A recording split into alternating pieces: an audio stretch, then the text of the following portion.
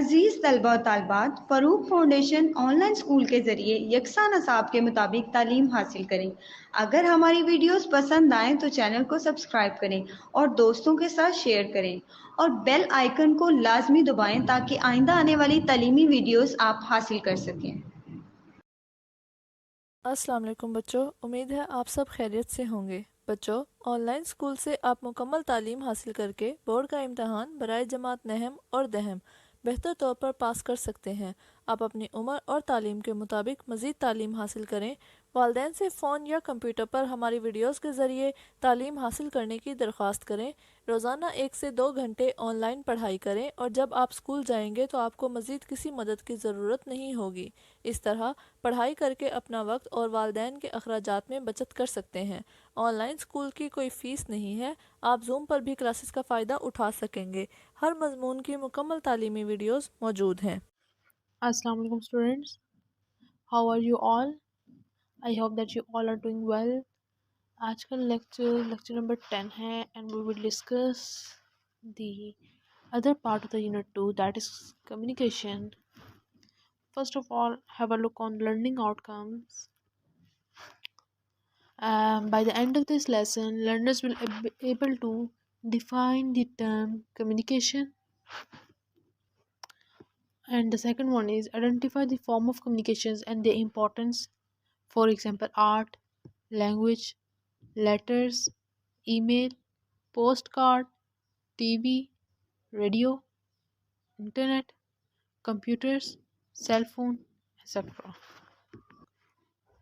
So, इस chapter को पढ़ने के बाद हम इस काबिल हो जाएंगे कि हम कम्युनिकेशन की टर्म को एक्सप्लेन कर सकेंगे। ठीक है, हम जान सकेंगे कि कम्युनिकेशन कहते किसे हैं और फिर हम कम्युनिकेशन करते कैसे हैं, डिफरेंट लोगों के साथ आप कैसे कम्युनिकेट कर रहे हैं, किस मीडियम के ज़रिए से कर रहे हैं और इसकी क्या इम्पोर्टेंस है, इन चीज़ों को हम आइडेंटिफाई कर सकेंगे। चैप्टर को शुरू करने से पहले आप देखें, ये एक्टिविटी है थिंक एंड आंसर। ये आप उस वक्त कर सकेंगे जब आप कम्युनिकेशन के बारे में आगाही हासिल कर सकेंगे, उसके बारे में इंफॉर्मेशन हासिल कर सकेंगे। सबसे पहले तो मैं आपको बताती हूँ कि कम्युनिकेशन का मतलब क्या है।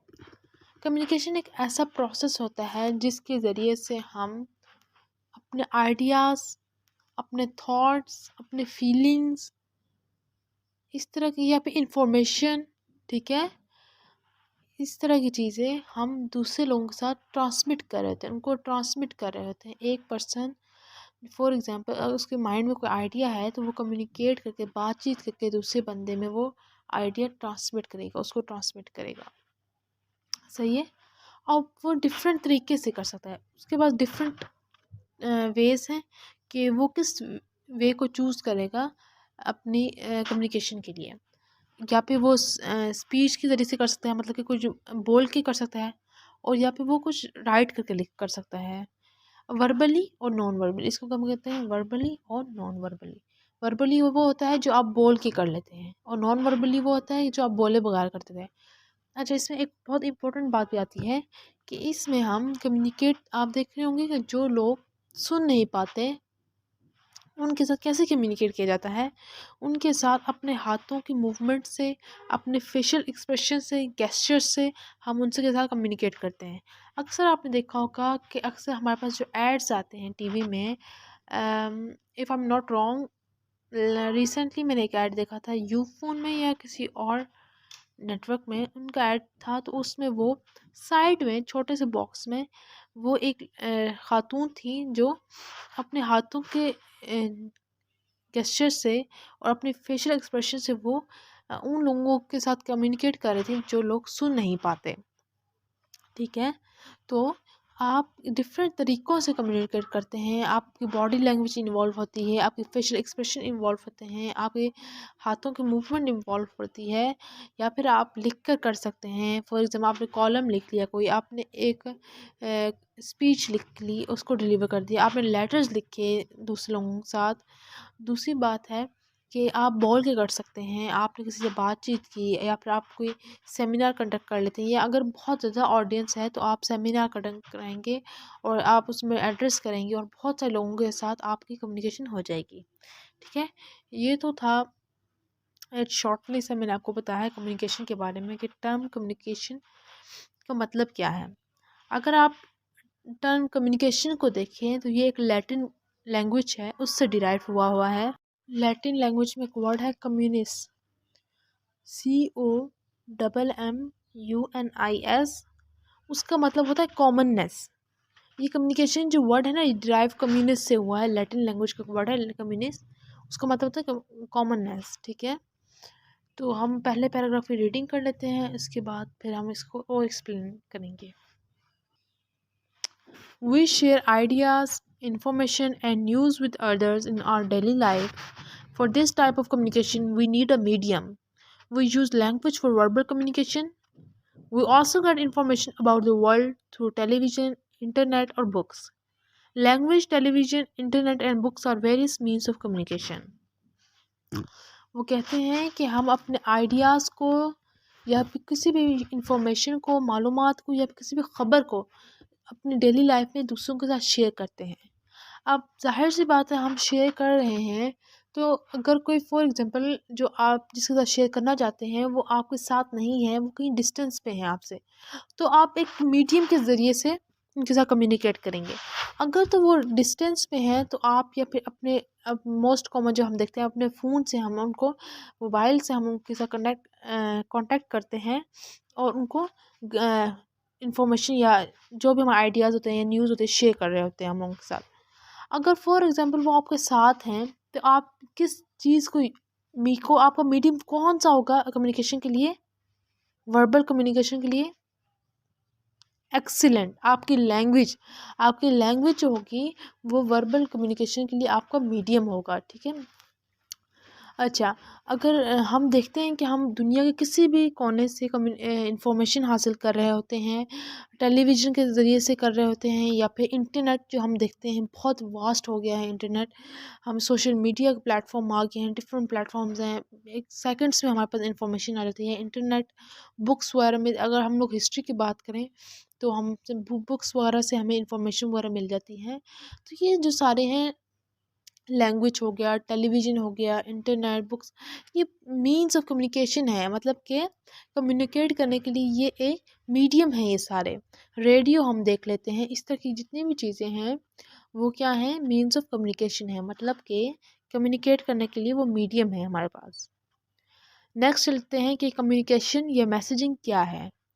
The sources that we use for disseminating messages, information, or news are known as means of communication. A number of means have been used to exchange information since ancient times. Let's learn about means of communication. अच्छा, सबसे तो पहले मैंने आपको वही बताया कि means of communication देख लेते हैं कि मीन्स ऑफ कम्युनिकेशन क्या है। मीन्स ऑफ कम्युनिकेशन वो है कि जिस आप किस ज़रिए से आपका ज़रिया कौन सा है, सोर्स क्या है जिसके ज़रिए से आप कोई इन्फॉर्मेशन, कोई आइडिया, कोई मैसेज या फिर कोई न्यूज़ आप दूसरों के साथ शेयर कर रहे हैं, तो उस जो जिसका आप किस चीज़ से वो शेयर करेंगे, आप जिस चीज़ से करेंगे ना, वो आपका मीन्स ऑफ कम्युनिकेशन है, वो आपका मीडियम है कम्युनिकेट करने का। ठीक है, तो हमारे पास बहुत सारे कदीम ज़माना, एंशिएंट होता है कदीम ज़माने, पुराने ज़मानों से हमारे पास बहुत सारे मीन्स ऑफ मीडियम्स हमारे पास रहे हैं, मीन्स ऑफ कम्युनिकेशन रहे हैं, जिसके ज़रिए से हम इंफॉर्मेशन एक्सचेंज करते हैं। लेकिन वक्त के साथ साथ ये बदलते रहे हैं। ठीक है, अब जाहिर सी बात है, टेक्नोलॉजी का दौर है, मॉडर्न दौर है, तो हमारे पास वो बदलते रहते हैं मीन्स ऑफ कम्युनिकेशन। लेकिन हर दौर में उस दौर की मुनासबत से मीन्स ऑफ कम्युनिकेशन हमारे पास अवेलेबल रहे हैं। अब ब्लू बॉक्स में कम्युनिकेशन की डेफिनेशन लिखी हुई है दोबारा, तो उसको रीड आउट कर लेते हैं।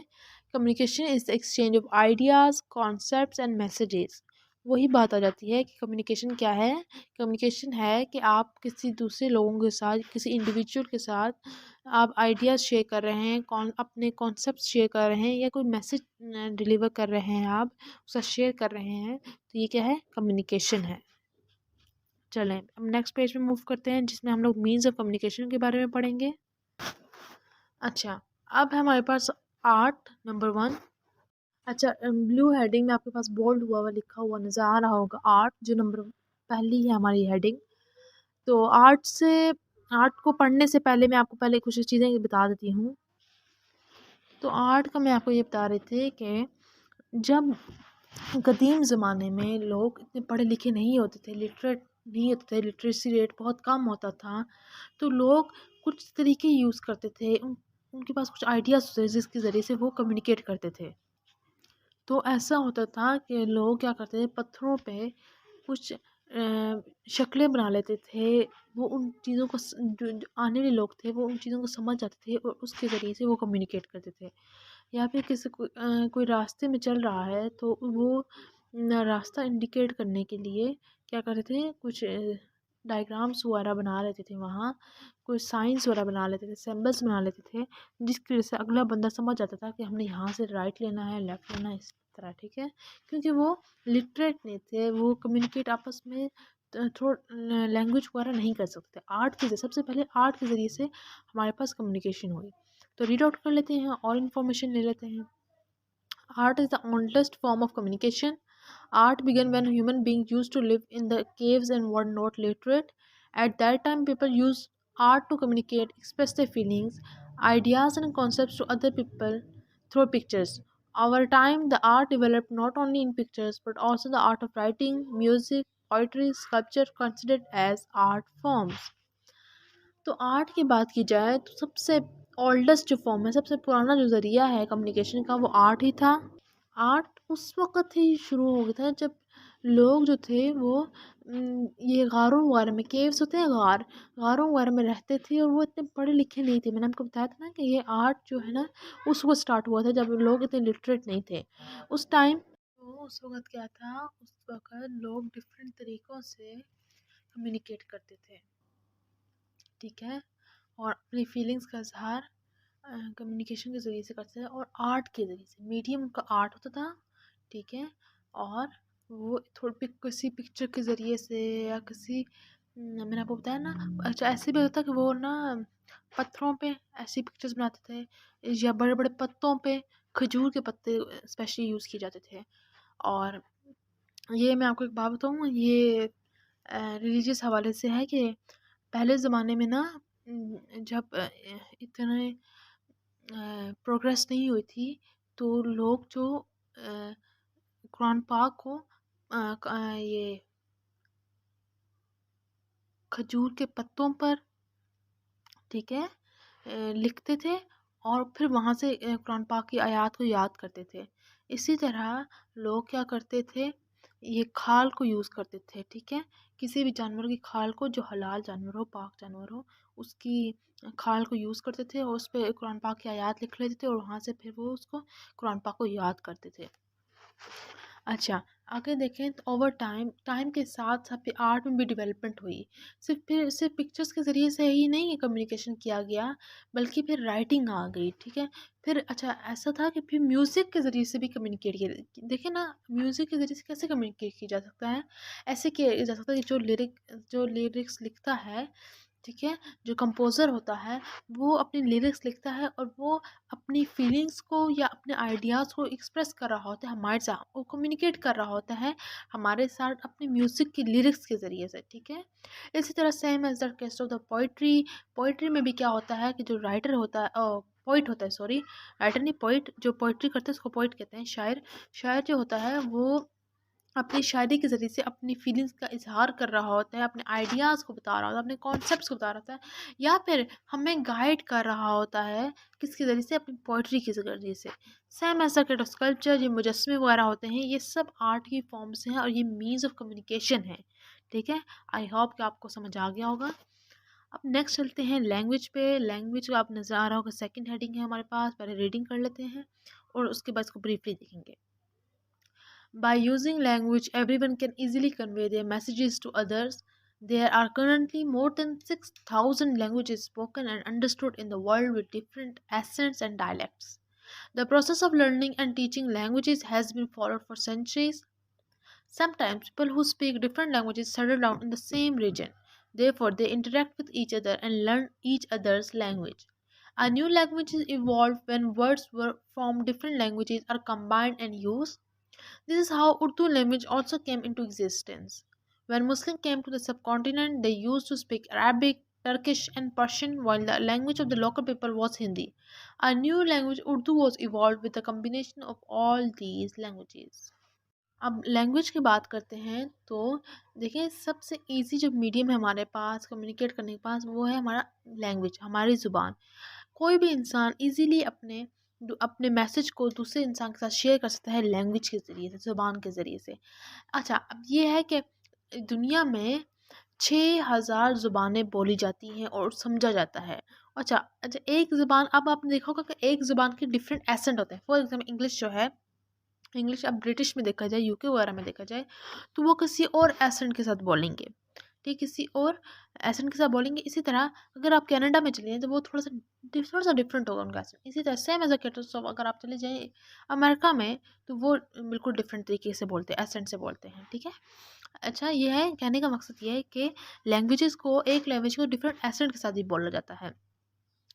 और इसके साथ साथ बहुत सदियों से ज़ुबान को सीखने का अमल और ज़ुबान को समझाने का, सिखाने का अमल जारी है।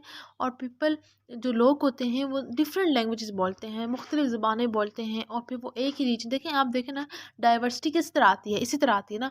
अब फॉर एग्जांपल आपके नेबर्स में राइट साइड में आपके कोई ऐसे नेबर्स होते हैं जो चाइना से बिलोंग करते हैं, चाइनीज़ हैं जो लोग, तो वो चाइनीज़ लैंग्वेज बोलेंगे। और आपके लेफ़्ट साइड में कुछ ऐसे लोग सेटल हैं जो टर्किश हैं, वो टर्किश लैंग्वेज बोलते हैं। तो क्या हो गया, आपके पास डाइवर्सिटी आ गई। एक आप खुद उर्दू स्पीकिंग है, आपके साथ वाले राइट साइड वाले आपके क्या हैं, चाइनीज़ बोलते हैं, और आपके लेफ्ट साइड वाले टर्किश ज़बान बोलते हैं।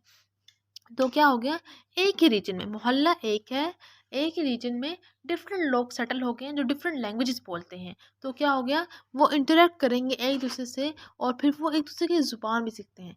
आपको पता होगा ना, ये देखें, जब आप किसी के साथ रहते हैं तो आपको बहुत सारी चीज़ें, बहुत सारे ट्रेड्स उनके साथ ट्रांसफ़र होते हैं, उनमें ट्रांसफ़र होते हैं, और उनके बहुत सारे ट्रेड्स आप में ट्रांसफ़र होते हैं।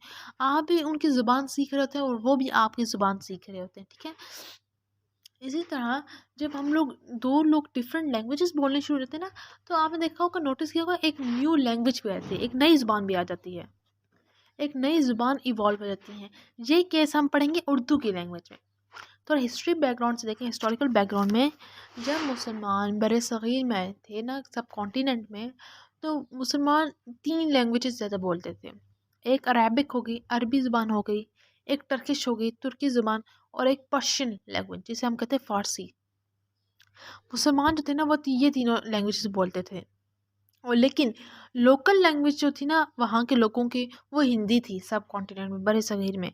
तो फिर क्या हुआ, ये 4 किस्म के लोग, 4 ज़ुबानें बोलने वाले लोग जो थे वो आपस में रहने शुरू हो गए। वो आप डिफरेंट, मैंने आपको बताया ना कि जब आप डिफरेंट लोगों के साथ बैठते हैं तो आप उनकी ज़ुबान सीख रहे थे, वो आपकी ज़ुबान सीख रहे थे। इसी तरह सब कॉन्टिनेंट में भी ये हुआ था कि वो जो अरेबिक थे, टर्किश थे, पर्शियन बोलने वाले थे और हिंदी बोलने वाले थे, वो लोग जब आपस में कम्युनिकेट करने लगे तो फिर उसमें से एक नई लैंग्वेज इवॉल्व हो गई, एक नई ज़ुबान बन गई। और वो जो थी ना, ये जो उर्दू ज़ुबान थी और ये जो ज़ुबान थी ना, ये कम्बिनेशन है डिफरेंट लैंग्वेजेस का। अब देखिए, उर्दू ज़ुबान में कुछ वर्ड्स फ़ारसी के होते हैं, कुछ वर्ड्स अरेबिक से रेलिवेंट होते हैं, बल्कि अरेबिक में भी वही वर्ड्स यूज़ किए जाते हैं, और कुछ वर्ड्स जो होते हैं वो थोड़े हिंदी टाइप के होते हैं, ठीक है। तो ये क्या है, इसीलिए ना उर्दू लैंग्वेज के बहुत सारे नाम, एक डिफरेंट टाइम्स में, डिफरेंट एरास में डिफरेंट नाम होते थे उर्दू के। अब लेटेस्ट नाम उर्दू है, ठीक है, जिसे हम जानते हैं। तो ये इट्स ऑल अबाउट लैंग्वेज। मैंने आपको बताया कि लैंग्वेज कैसे अफेक्ट करती है, लैंग्वेज कैसे एक मीडियम है मीन्स ऑफ कम्युनिकेशन का। अगर आप ऑरेंज बॉक्स की तरफ चलें तो उसमें लिखा हुआ कि Chinese, English and Arabic are widely spoken in the world. 3 languages बताई गई हैं कि अरेबिक, अरबी ज़ुबान, इंग्लिश, अंग्रेज़ी ज़ुबान, और चाइनीज़, चीनी ज़ुबान जो है वो दुनिया में सबसे ज़्यादा बोली जाने वाली ज़ुबान है, ठीक है। नेक्स्ट चलते हैं लेटर एंड पोस्ट कार्ड में।